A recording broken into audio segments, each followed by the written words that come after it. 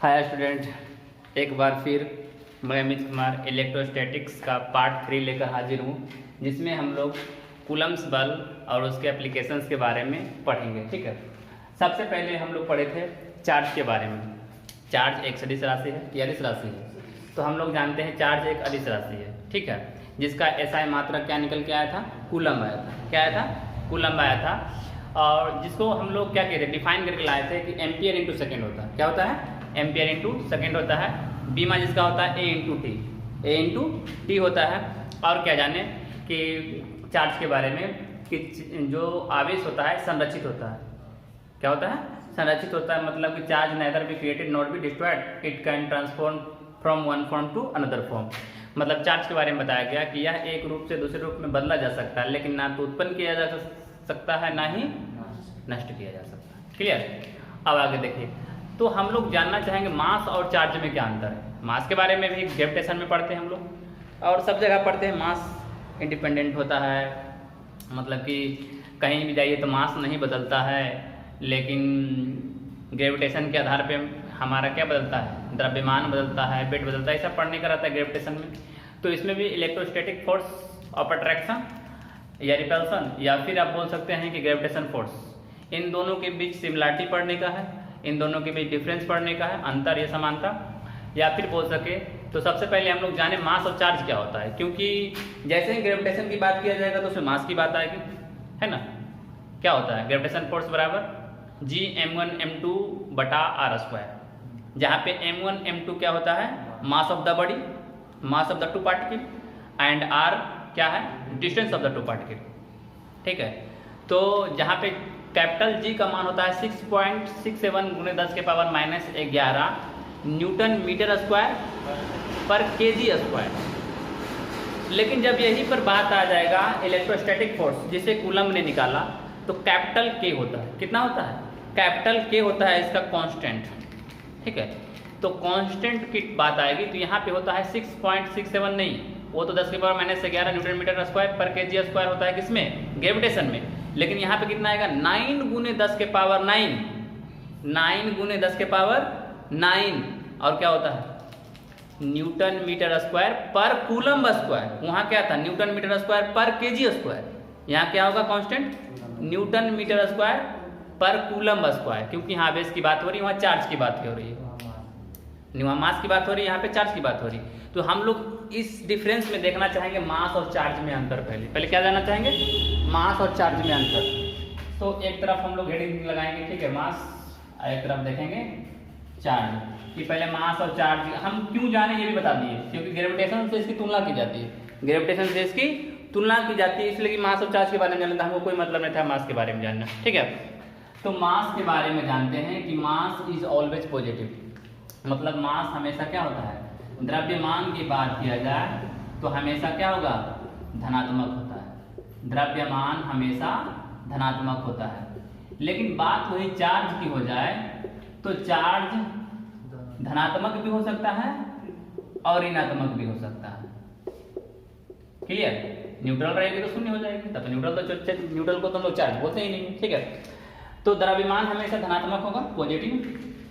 लेकिन अगर चार्ज की बात किया जाए तो पॉजिटिव भी हो सकता है और नेगेटिव भी हो सकता है। ये क्या है? Difference between mass and charge. Mass और चार्ज में अंतर जान रहे हैं हम लोग। ठीक है, फिर जानिए दूसरा में क्या होगा। मास स्पीड पे डिपेंड करता है या नहीं करता है? करता है। मास स्पीड पे डिपेंड करता है, लेकिन चार्ज स्पीड पे डिपेंड नहीं करता है। तो मतलब हम लोग यहाँ जानना चाहेंगे कि जो आवेश है इसको हम लोग क्या बोलते हैं? चार्ज का मतलब आवेश और मास का मतलब द्रव्यमान। तो हम लोग लिखना चाहेंगे कि आवेश वेग पर निर्भर नहीं करता है।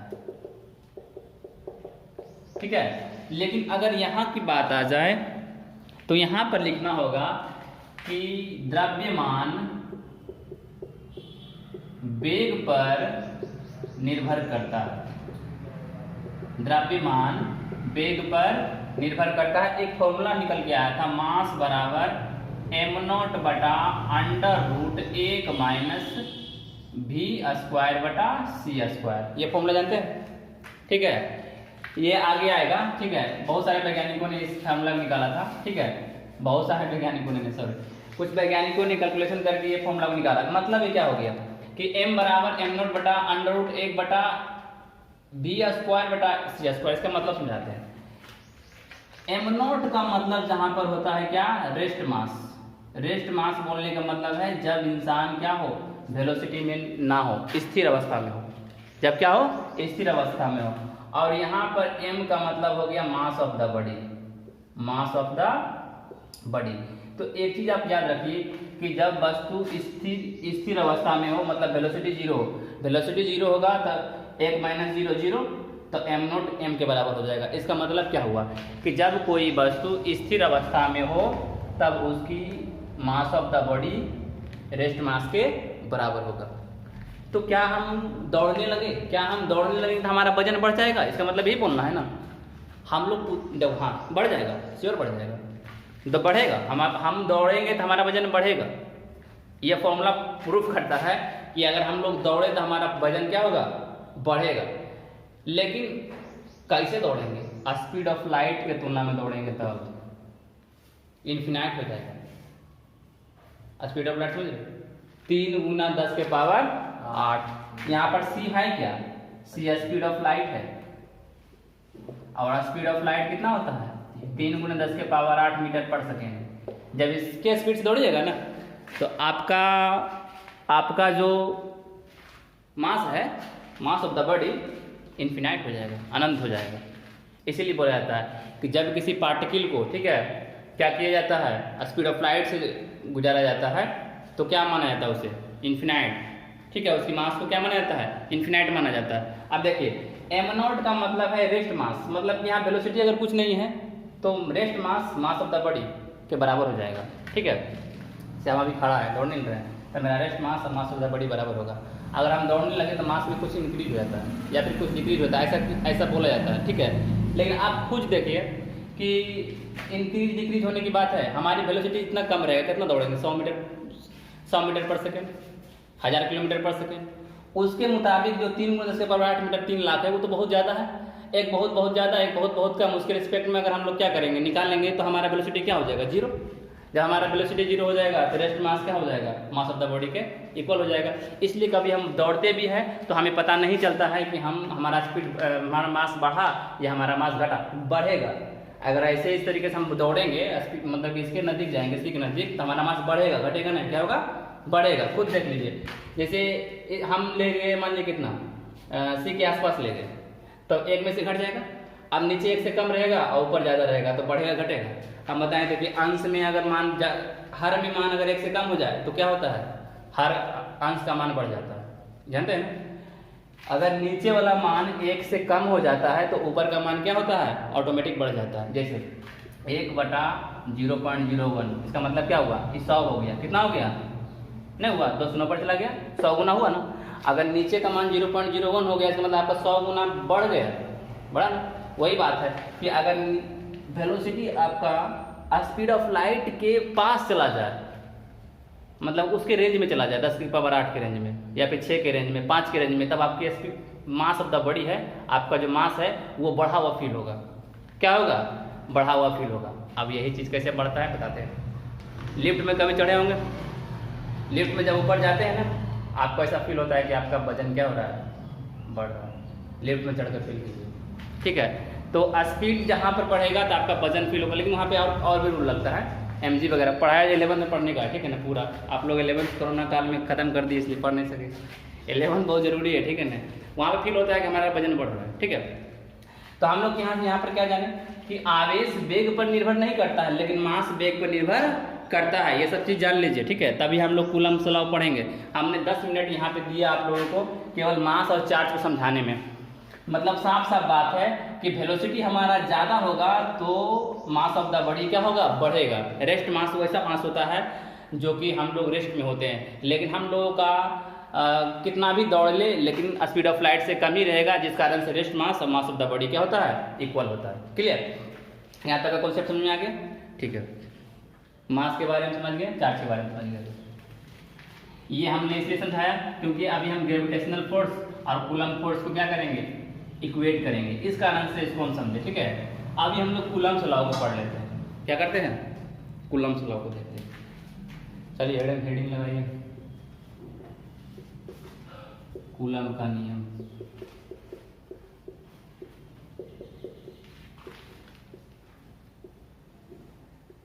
कूलम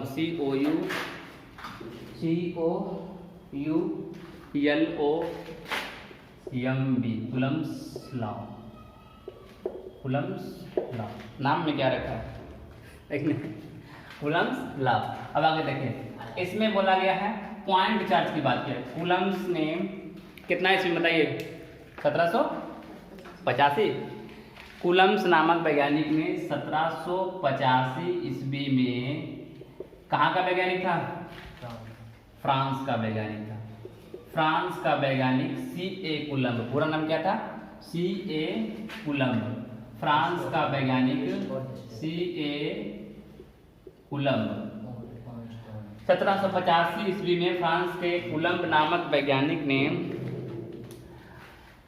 दो आवेश, मान लीजिए कोई Q1 है और एक Q2 है, ठीक है।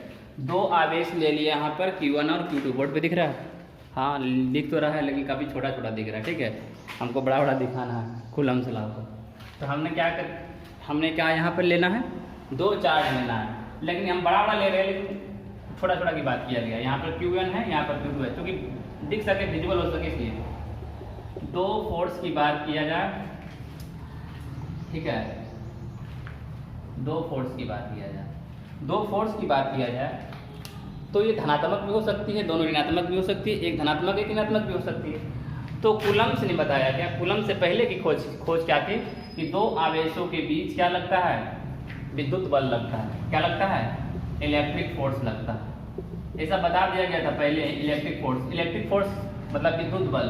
विद्युत बल के बारे में क्या बोला गया, विद्युत बल के बारे में बोला गया कि दो आवेश या तो आकर्षित करेगी या एक दूसरे को प्रतिकर्षित करेगी।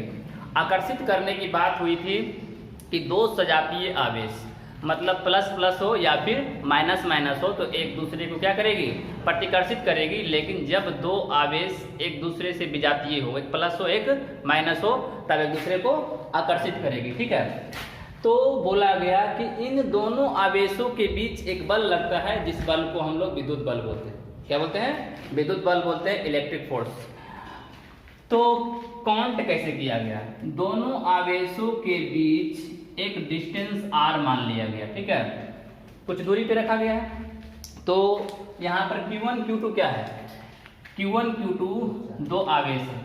Q1 और Q2 क्या है, Q1 एंड Q2 क्या है, टू चार्जेज है, दो आवेश। क्या है, दो आवेश है। r क्या है, तो डिस्टेंस है, डिस्टेंस ऑफ टू चार्ज, मतलब दोनों चार्ज के बीच का क्या है, डिस्टेंस r है।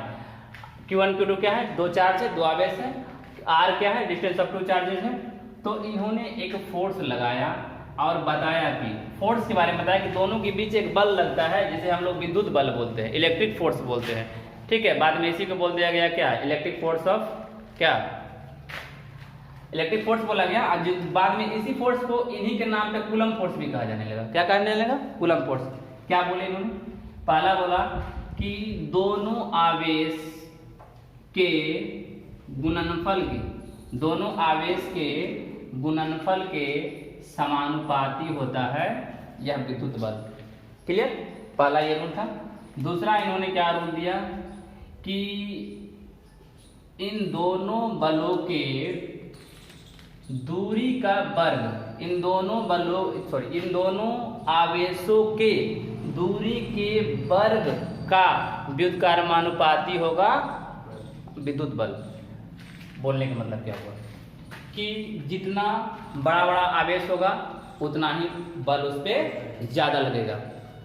छोटा छोटा बल कब लगेगा, जब छोटा छोटा चार्ज होगा।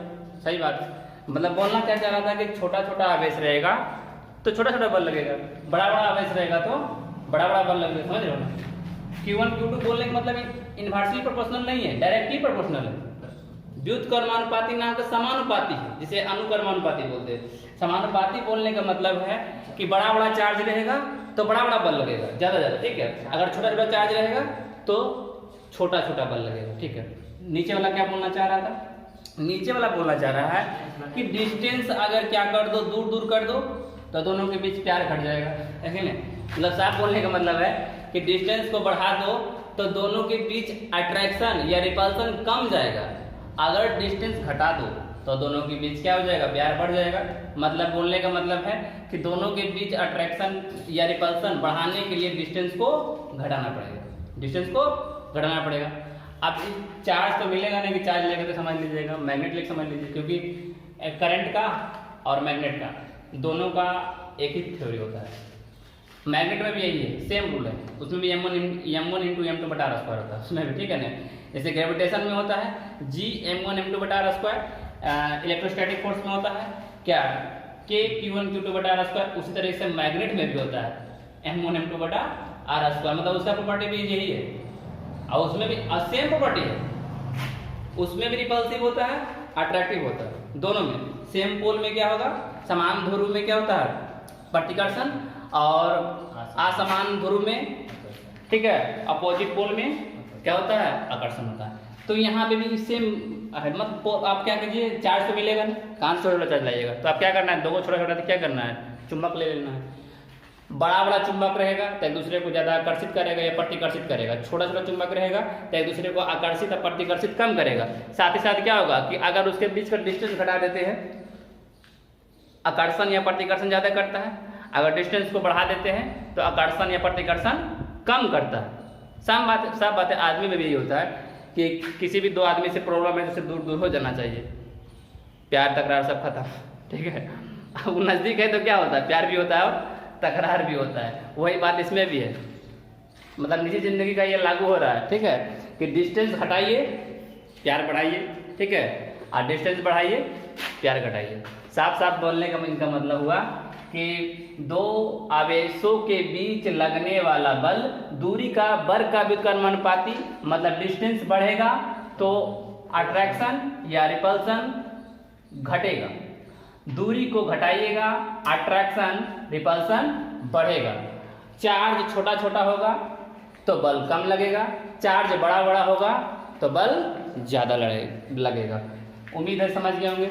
हर बल पे एक कांस्टेंट होता है, हर जगह बल लगता है, कुछ लगता है, एक कांस्टेंट आता है, ठीक है। यहाँ भी कांस्टेंट इन्होंने निकाला। पहले यहाँ पे देखिए, दोनों को मिला दीजिए, दोनों को मिलाएगा तो क्या आ जाएगा? q1 q2 बटा r स्क्वायर। जब कांस्टेंट हटाइएगा तो क्या आ जाएगा? एक कांस्टेंट आ जाएगा। प्रोपोर्शनल हटाने पर एक कांस्टेंट आता है, तो प्रोपोर्शनल को हटाएंगे तो एक कांस्टेंट के दे दिया, अपने मन से तो दिए नहीं, उन्होंने निकाला था, ठीक है, हम थोड़े दे रहे हो, तो दिए थे कौन? कूलम्स में, तो के दे दिए। इसका मान क्या है? q1 q2 बटा r स्क्वायर। निकल गया, यही मेन फॉर्मूला आ गया। इसे बोलते हैं क्या? कूलम्स फोर्स या फिर इलेक्ट्रोस्टैटिक फोर्स ऑफ अट्रैक्शन, क्या बोलते हैं? इसको दो नाम से जानते हैं। अब हो गया Fe बराबर क्या हो गया? k q1 q2 बटा r स्क्वायर।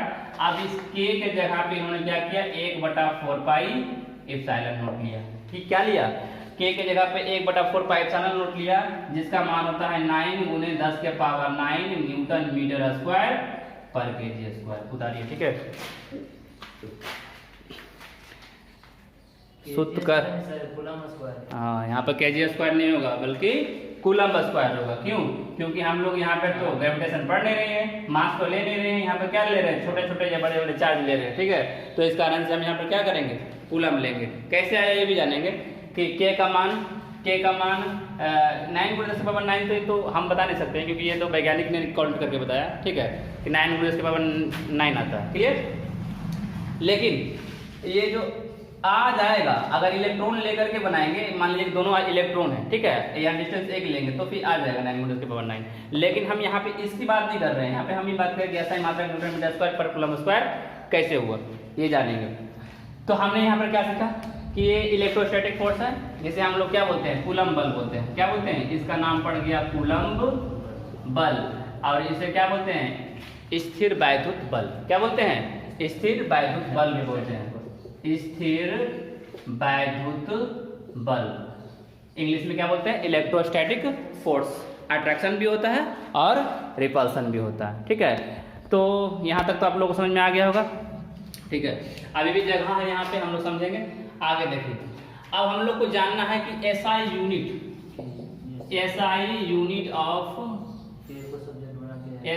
यूनिट ऑफ क्या, कांस्टेंट। कौन कांस्टेंट?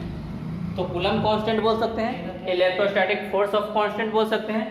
जो बोलना है बोलिए, कूलम कांस्टेंट बोलिए। ठीक है, कूलम कांस्टेंट बोलिए या फिर बोलिए इलेक्ट्रोस्टैटिक फोर्स कांस्टेंट बोलिए, दोनों सही है। ठीक है, मतलब स्थिर वैद्युत बल का नियतांक बोलिए या फिर कूलम बल नियतांक बोलिए, दोनों नाम है। ठीक है, लिख लीजिए। इसका नाम क्या क्या हो गया?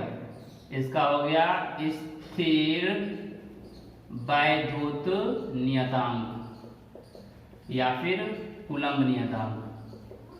कूलम्ब नियतांक उतारना बहुत जरूरी है। ठीक है, के को हम लोग क्या बोलते हैं? स्थिर वैद्युत नियतांक या फिर कूलम्ब नियतांक। ठीक है, अब हम लोग आगे चलते हैं। देखिए क्या आ जाएगा, फॉर्मूला क्या आ जाएगा? ये फोर्स बराबर था के Q1 Q2 बटा आर स्क्वायर। चलिए, फोर्स का क्या होता है? फोर्स का ऐसा ही मात्रक होता है न्यूटन, के का तो निकालना ही है। आवेश का क्या होता है? कूलम। आवेश का क्या होता है? कूलम। तो कूलम इंटू कूलम, आवेश का क्या हो गया? Metre square. तो के का मान क्या हो जाएगा? Newton metre square, coulomb coulomb coulomb square, ऐसे लिखते हैं, न्यूटन मीटर स्क्वायर पर कूलम स्क्वायर। ये बोर्ड में आ जाता है कि स्थिर वैद्युत नियतांक के का बीमा बताइए या फिर इकाई बताइए। अब इसका बीमा क्या हो जाएगा बताइए? बीमा बताइए। बीमा आ जाता है, एक नंबर में बीमा आ जाता है क्या, कि स्थिर वैद्युत नियतांक का बीमा बताइए। एक नंबर में ऑब्जेक्टिव क्वेश्चन दे देता है। और अभी तक हमने क्या पढ़ा कि 1785 ईस्वी में फ्रांस का वैज्ञानिक C.A. कूलम्ब ने बताया कि दो चार्जेज या तो अट्रैक्टिव होती है या तो रिपल्सिव होती है। ठीक है, तो इन्होंने बताया क्या कि फोर्स दोनों आवेशों के गुणनफल का समानुपाती और दोनों आवेशों के बीच की दूरी का वर्ग का व्युत्क्रमानुपाती होता है। जब फोर्स दोनों इक्वेशन को मिलाया गया तो F proportional to Q1 Q2 बटा आर स्क्वायर हुआ, और जब प्रोपोर्शनल को हटाया गया तब यहाँ पे एक कांस्टेंट के दिया गया। वैज्ञानिक प्रयोगों द्वारा के का मान कितना निकला? 9 × 10⁻⁹ न्यूटन मीटर स्क्वायर पर केजी पर कूलम स्क्वायर। अब हम लोग ये जाने कि ये कूलम्ब कांस्टेंट या फिर स्थिर वैद्युत नियतांक है, इसका एसआई मात्रक कैसे निकला? न्यूटन मीटर स्क्वायर पर कूलम स्क्वायर हमने यहाँ से निकाला, न्यूटन मीटर स्क्वायर पर कूलम स्क्वायर। ठीक है, हम लोग जानना चाहेंगे इसका बीमा। क्या जानना चाहेंगे? बीमा। तो लिखते हैं बीमा पूछता है। ठीक है, तो हम लोग लिखेंगे डायमेंशन बीमा किसका? के का। मतलब पूछ देगा कि स्थिर वैद्युत नियतांक का बीमा, स्थिर वैद्युत नियतांक का बीमा या कूलम नियतांक का बीमा। अभी क्या निकाल के लाएं? देखिए, अभी निकाल के लाएं के का मान न्यूटन मीटर स्क्वायर पर कूलम स्क्वायर। देखिए बताते हैं, आप लोग जब इसीलिए बोलते हैं कि 11th का वीडियो भी मेरा देखा कीजिए। हम अभी न्यूटन अति पढ़ा रहे हैं, क्या 11th पढ़ा रहे हैं, यूनिट डायमेंशन बताया गया उसमें कि 1 न्यूटन बराबर होता है केजी मीटर पर सेकेंड स्क्वायर, और 1 कूलम बराबर, तो हम अभी कुछ देर पहले ही पढ़ाए थे, क्या होता है? Ampere into second. Ampere into, अभी तो जब वीडियो शुरू किए थे वीडियो नंबर 2 में हम ये बता चुके हैं कि 1 कूलम बराबर एम्पियर इंटू सेकेंड होता है। पुट कीजिए दोनों मान को, इसमें पुट कीजिए, दोनों मान को इसमें पुट कीजिए, तो क्या आ जाएगा? न्यूटन के जगह पे आ जाएगा केजी मीटर, ऐसा ये भी ऐसा यूनिट होगा, ये भी क्या होगा?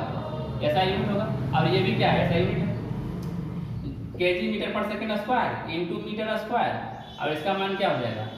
a स्क्वायर और यस का पावर -2 स्क्वायर, दोनों पर स्क्वायर चला जाएगा। हल करने आएगा नहीं, दोनों पर माइनस हो जाएगा। एक पे माइनस एक प्लस हो जाएगा, एक पे माइनस एक पे प्लस हो जाएगा। इंटू में ना है सर, देखिए समझ में नहीं आया ना, तो इसको प्लस में ही रहने दीजिए, न्यूटन मीटर स्क्वायर पर कूलम स्क्वायर, कोई दिक्कत? चलिए इसको भी यहाँ पे ले आइए नीचे में। अब देखिए नीचे तो प्लस है, मतलब प्लस वाला पे प्लस ही रहेगा, अब माइनस वाला पे आपको दिक्कत? इंटू में जो सेकंड है ना, दोनों पे स्क्वायर होगा ना, तो दोनों पे तो स्क्वायर दिए, एस पे स्क्वायर, यहाँ पे क्या था? कूलम स्क्वायर है। अच्छा, एम्पियर इंटू सेकेंड होता है, क्या होता है? एम्पियर इंटू सेकेंड होता है, सही बात है। तो एम्पियर स्क्वायर सेकेंड का पावर 2, ठीक है। अब यहाँ पे हल कीजिएगा तो क्या आ जाएगा? केजी मीटर का पावर क्यूब अब ये क्या हो जाएगा, एस का पावर -3 ए का पावर -2 -4 आ जाएगा, -4 और ए का पावर -2। ये हो गया एसआई यूनिट। बीमा क्या हो जाएगा, बीमा होता है केजी की जगह पे एम लिखते हैं, मीटर की जगह पे एल लिखते हैं, सेकंड की जगह पे टी लिखते हैं, एम्पियर की जगह पे एम्पियर लिखते हैं। ये आ गया ml3 टी का पावर -4 और ए का पावर -2। चलिए लिखिए, ठीक है। डायरेक्ट कूलम ही दे देते हैं। क्या डायरेक्ट कूलम एक ले लेते हैं। कूलम की जगह पे थोड़ा नहीं लिखते, क्योंकि जो एसआई मात्रक है ना और जो बीमा है, जो बीमा है वो mlt a केल्विन कैंडेला मोल इसी में लिखा जाता है बस। मतलब जो बीमा होता है वो mLT/A मोल ये सब के रूप में लिखा जा सकता है और किसी के रूप में नहीं लिखा जा सकता। Standard form. हाँ, स्टैंडर्ड फॉर्म में लिखा बस। तो उम्मीद कर रहे हैं कि समझिए होगा। ये जो आपका के है, के की जगह पर कैपिटल एम होता है, मीटर की जगह पर कैपिटल एल और सेकेंड की जगह पर कैपिटल टी होता है। देख लीजिए कहीं कुछ गलती नहीं है कैलकुलेट करने में।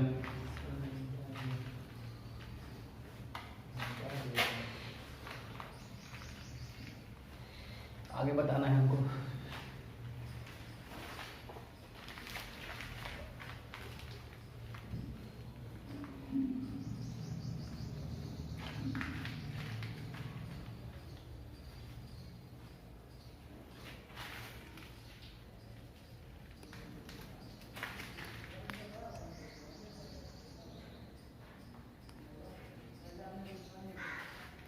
ठीक है, दिख गया होगा। ठीक है, अब आगे चलते हैं हम लोग। अब हम लोग क्या पढ़ेंगे, आगे पढ़ेंगे हम लोग कि ग्रेविटेशन फोर्स और ये जो ग्रेविटेशन फोर्स था और इलेक्ट्रोस्टैटिक फोर्स था, दोनों में क्या सिमिलरिटी है और दोनों में क्या डिफरेंस है। ठीक है, तो सबसे पहले हम लोग ग्रेविटेशन फोर्स जानेंगे। ग्रेविटेशन फोर्स होता है, सबसे पहले क्या जानेंगे, ग्रेविटेशन फोर्स ये होता है G(m1m2/r²). ठीक है, और हम लोग इलेक्ट्रोस्टैटिक फोर्स अभी पढ़े K(q1 q2/r²), K(q1 q2/r²). ठीक है, ठीक है, आगे देखो। तो यहाँ तक जानने के बाद हम लोग सबसे पहले ये जानेंगे कि इसका दोनों को क्या होता है। कैपिटल जी का भी एक ग्रेविटेशन का कांस्टेंट होता है 6.67 × 10⁻11 न्यूटन मीटर स्क्वायर पर kg²। और यहाँ पे अभी हम ई का मान यहाँ पे के निकलता है, क्या निकलता है, इलेक्ट्रोस्टैटिक फोर्स ऑफ अट्रैक्शन में ई नहीं लिखते, बल्कि के लिखते हैं। के का मान है 9 × 10⁻9 न्यूटन मीटर स्क्वायर पर kg² पर कूलम्ब स्क्वायर। अब बताइए कौन सा फोर्स ज़्यादा बड़ा होगा, इलेक्ट्रोस्टैटिक फोर्स ऑफ अट्रैक्शन कि ग्रेविटेशन फोर्स, कौन सा बड़ा होगा। हाँ, देखिए कैसे, यहाँ पे 9 × 10⁻9 है और ये है 6.67 × 10⁻11। यहीं से क्लियर हो जाता है कौन बड़ा है। और एक माइनस में जा रहा है और एक प्लस में जा रहा है, कितना गुना के अंतर हो रहा है। एक माइनस अंदर चला गया, एक नो बाहर चला गया, 11 और 9 20 का तो अंतर ऐसी हो रहा है, 20 गुना का अंतर तो ऐसी हो रहा है। ठीक है, 10 के पावर देखिए ये हो गया कितना, 10 के पावर 9 आई माइनस में चला गया, -11 और +9, -11 + 9 में कितना अंतर हुआ, 20 का अंतर हुआ। मतलब 10 के पावर 20 गुना तो ऐसे भी बड़ा हो गया। लेकिन इलेक्ट्रॉन की चर्चा करके करेंगे, देखेंगे अगला क्लास में कितना गुना बड़ा होता है। ऐसे देखिएगा, बता देते हैं, अनुपात निकालने का होता है इलेक्ट्रोस्टैटिक फोर्स ऑफ क्या, इलेक्ट्रोस्टैटिक फोर्स Fe और एक आपका हो गया Fg, दोनों में अंतर होता है 10 के पावर 40 गुना का। कितना गुना का अंतर होता है, बुक में कहीं 39 देता है, कहीं 41 देता है, कहीं 42 देता है। ठीक है, कैलकुलेट करके 41 के आसपास आता है। मतलब कि जो लिख लीजिए इसको, यहाँ पे जो आपका है इलेक्ट्रोस्टैटिक फोर्स मतलब स्थिर विद्युत जो है गुरुत्वाकर्षण बल के 10 के पावर 40 गुना क्या होता है, ज़्यादा होता है। 10 के पावर 40 गुना क्या होता है, ज़्यादा होता है। हम लोग यहाँ पे ये जानना चाह रहे थे कि जो आपका इलेक्ट्रोस्टैटिक फोर्स है वह दोनों में सिमिलरिटी क्या क्या होता है, इलेक्ट्रोस्टैटिक फोर्स और ये क्या ग्रेविटेशन फोर्स, दोनों में सिमिलरिटी क्या होता है बताइए।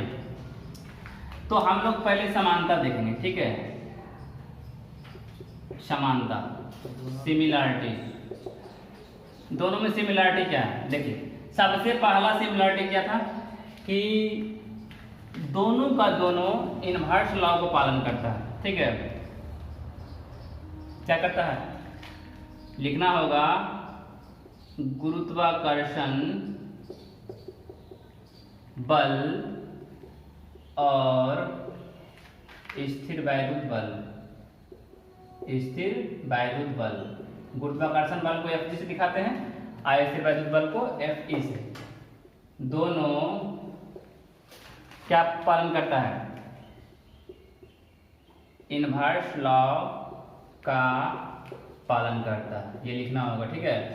इनवर्स लॉ का मतलब क्या होता है, मतलब फोर्स डिस्टेंस के स्क्वायर का, फोर्स डिस्टेंस के स्क्वायर का क्या होता है, व्युत्क्रमानुपाती होता है। मतलब कि इनवर्स का मतलब वही होता है, उल्टा होता है, मतलब जितना ज़्यादा डिस्टेंस बढ़ेगा उतना ज़्यादा उसका फोर्स ऑफ अट्रैक्शन या फोर्स ऑफ रिपल्सन घटेगा। ये दोनों पालन करता है, मतलब मास है, दो बड़ा बड़ा मास है उसको दूर कर दिए, या दो छोटा छोटा मास है उसको क्या किए, दूर कर दिए, तो उसके बीच का फोर्स ऑफ अट्रैक्शन घट जाएगा। फोर्स ऑफ अट्रैक्शन क्या हो जाएगा, घट जाएगा। मास में अट्रैक्शन नहीं होता है, रिपल्सन नहीं होता है। मास में जब भी होगा अट्रैक्शन होगा, रिपल्सन नहीं है। चार्ज की बात किया जाए तो दो बड़ा बड़ा चार्ज या दो छोटा छोटा चार्ज को अगर दूर कर दे तब क्या होगा, उनका अट्रैक्शन या रिपल्सन दोनों होता है, अट्रैक्शन भी होता है और रिपल्सन भी होता है, दोनों घट जाएगा। इसी को बोलते हैं हम लोग क्या, इनवर्स लॉ। क्या बोलते हैं, इनवर्स लॉ। लिखना चाहो तो क्या हो जाएगा कि इनवर्स लॉ ये होता है, F proportional inversely proportional to 1/r²। साफ साफ मतलब हुआ कि डिस्टेंस बढ़ाएंगे तो फोर्स ऑफ अट्रैक्शन या फोर्स ऑफ रिपल्सन घटेगा, इसे बोलते हैं इनवर्स लॉ। क्या बोलते हैं, इनवर्स लॉ। सबसे पहले ये पालन किया, दूसरा पालन क्या करेगा बताइए, दूसरा बताइए, दूसरा क्या पालन करेगा।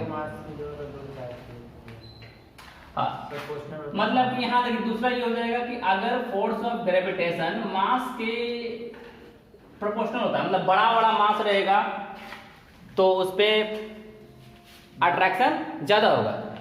अगर इलेक्ट्रोस्टैटिक फोर्स ऑफ अट्रैक्शन की बात किया जाए तो यहाँ पे क्या होता है, Q1 Q2 होता है, मतलब दो बड़ा बड़ा चार्ज रहेगा तो उस पर क्या होगा, इलेक्ट्रोस्टैटिक फोर्स ऑफ अट्रैक्शन ज्यादा होगा। क्लियर, मतलब क्या हुआ, ये प्रोपोर्शनल होगा क्या, मल्टीपल ऑफ चार्जेज या मल्टीपल ऑफ मास। समझ रहे हो ना, मतलब ये दोनों मास के गुणनफल का समानुपाती या ये दोनों चार्ज के गुणनफल का समानुपाती होता है। क्लियर, दूसरा हो गया। और कोई बताइए एक अर्थ, तीसरा।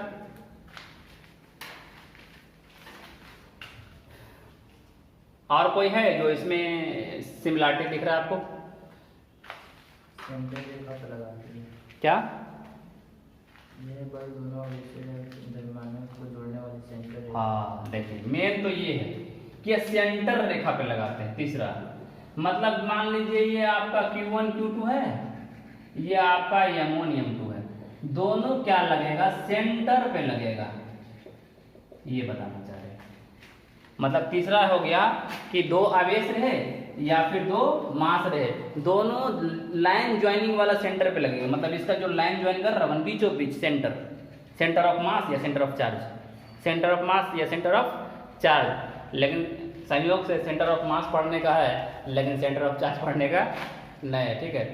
तो हम लोग क्या देखेंगे, सेंटर ऑफ मास पढ़ने का है कहाँ, 11th में, ठीक है।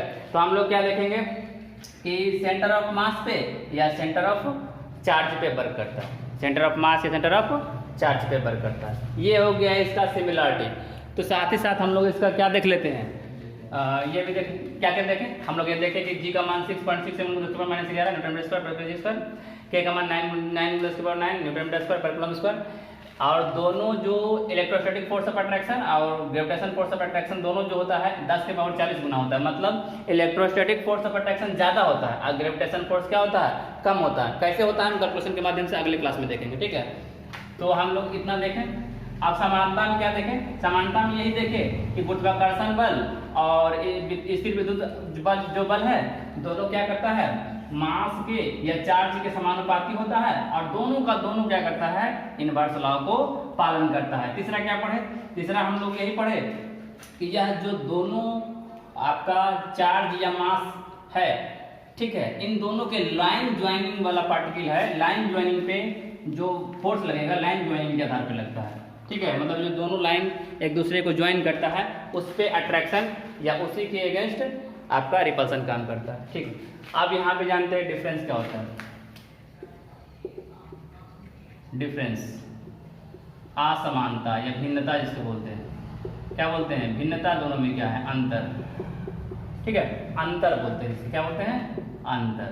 पहला अंतर क्या होगा, तो लिख लेते हैं यहाँ पे, एक तरफ लिखते हैं ये और एक तरफ लिखते हैं ये। देखिए पहला तो यही हो गया कि ये तो बेचारा ग्रेविटेशन केवल और केवल पॉजिटिव चार्ज होगा, मतलब ये केवल और केवल अट्रैक्शन देखेगा, ये पॉजिटिव भी होगा और नेगेटिव भी होगा।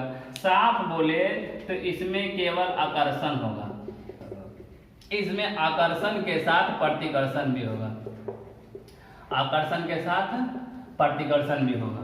दूसरा नंबर क्या है, दूसरा बताइए। दूसरा वेग पे क्या? द्रव्यमान वेग पे निर्भर नहीं करता है। हाँ बात सही है, द्रव्यमान वेग पर निर्भर करता है, आवेश नहीं करता है। वो तो ठीक है, आवेश और वेग की बात बोले थे ना, जैसे आवेश और द्रव्यमान की बात किए थे तो उसमें हम बताए थे कि द्रव्यमान जो है वेग पर डिपेंड क्या करता है, लेकिन आवेश जो है वेलोसिटी पर डिपेंड नहीं करता, ये बताए थे। तो यहाँ पे भी ये रूल लागू हो जाएगा कि आपका इलेक्ट्रोस्टैटिक फोर्स ऑफ अट्रैक्शन क्या करेगा, इंडिपेंडेंट ऑफ क्या होता है, वेलोसिटी, इंडिपेंडेंट ऑफ वेलोसिटी। तो यहाँ पे लिखना पड़ेगा आपको कि वेलोसिटी से स्वतंत्र है, वेलोसिटी से स्वतंत्र है। यहाँ पर क्या होगा, वेलोसिटी पर निर्भर करता है, वेलोसिटी पर निर्भर करता है, वेलोसिटी पर। तभी तो आपको बताए थे, लिफ्ट में करिए ना, ऊपर जाइएगा तो ऐसा फील होगा कि आपका वजन बढ़ रहा है, नीचे आइएगा तो आपको ऐसा फील होगा कि आपका वजन घट रहा है। तो मतलब वेलोसिटी पर क्या हो रहा है, निर्भर करता है।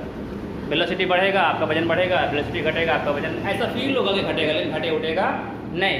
लेकिन हमें आम जिंदगी में इसलिए फील नहीं होता है क्योंकि हम लोगों का उतना वेलोसिटी ही नहीं हो पाता है, इस कारण से रेस्ट मास और मास ऑफ द वेलोसिटी इक्वल हो जाता है, ठीक है। तो हम लोग क्या देख लिए, हाँ क्योंकि लाइट का वेलोसिटी टू मच है, बहुत ज़्यादा है, हम लोग उतना हो नहीं पाते, इस कारण से रेस्ट मास और जो मास ऑफ द बॉडी है, ठीक है, दोनों इक्वल होता है। तो हम लोग क्या देख लिए कि ग्रेविटेशन फोर्स होता है जो वेलोसिटी पर डिपेंड करता है, बढ़ने घटने पे इससे फर्क पड़ेगा, लेकिन चार्ज पे नहीं फर्क पड़ेगा। और ये चार्ज जो है निर्वात में भी क्या करेगा, ये जो इलेक्ट्रोस्टैटिक फोर्स है निर्वात में भी लगेगा। इलेक्ट्रोस्टैटिक फोर्स कहाँ लगेगा, निर्वात में भी लगेगा। क्लियर? अब ये ना, अब यहाँ तक हो गया, इसको आज के क्लास में हम यहीं तक रहने देते, ठीक है। यहाँ हमने क्या देख लिया, आकर्षण विकर्षण जो भी था। नेक्स्ट क्लास में हम लोग क्या देखेंगे कि फोर्स कैसे कैसे लगता है। जैसे तो चार्ज था, ठीक है, तो नेक्स्ट क्लास में यही है कि जैसे मान लीजिए Q1 है और ये Q2 है, तो इधर चार्ज लगेगा फोर्स कितना, इसको बोलेंगे F12 और इधर लगेगा तो इसको बोलेंगे F21। तो नेक्स्ट क्लास में देखेंगे वेक्टर फॉर्म, जो कि एग्जाम में पूछता है कि वेक्टर फॉर्म में क्या लिखे, कूलम्स के नियम को लिखे। तो नेक्स्ट क्लास में हम लोग देखेंगे vector form of Coulomb's law, और उसके बाद क्या है ये जानेंगे कि इलेक्ट्रोस्टैटिक फोर्स, जिसे अभी बताया था ना कि इलेक्ट्रोस्टैटिक फोर्स ग्रेविटेशन फोर्स के 40 गुना होता है, 10 के पावर 40 गुना होता है। इसको हम लोग क्या करेंगे, साबित करेंगे, ठीक है। आज का क्लास यहीं तक रखते हैं, थैंक्स।